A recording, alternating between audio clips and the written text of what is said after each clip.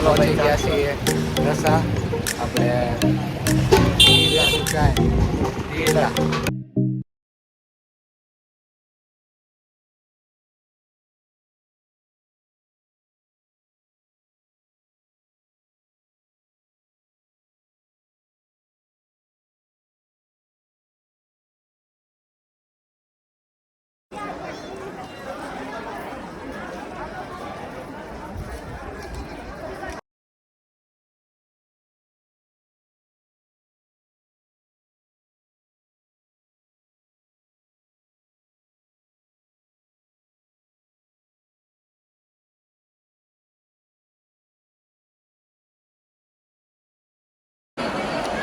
સાળંગપુરનો પ્રસાદ છે, જોઈ શકો છો તમે ડીશમાં.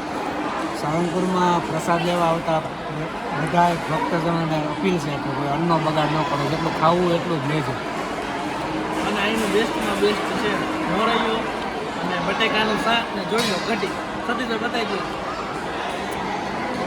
અહીંયા લગભગ કાયમના હજારો લોકો જમતા હોય છે. કામ મૌલિકભાઈ? હા, જમતા શનિવાર કેમ છે દાળ તુષારભાઈ?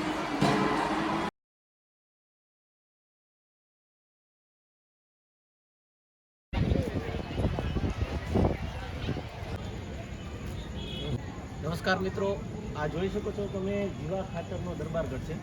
અહીંયા ભગવાન સ્વામિનારાયણ જ્યારે પણ આવતા ત્યારે અહીંયા જ રહેતા. આ એટલું પવિત્ર સ્થળ છે કે તે 18 થી 19 વખત અહીંયા આવી ચૂક્યા છે.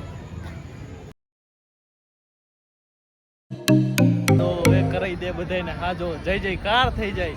જે સાળંગપુર વાળા દાદાનો દાસ હોય એ કોઈ દાડો ઉદાસ ન હોય. જય કૃષ્ણ.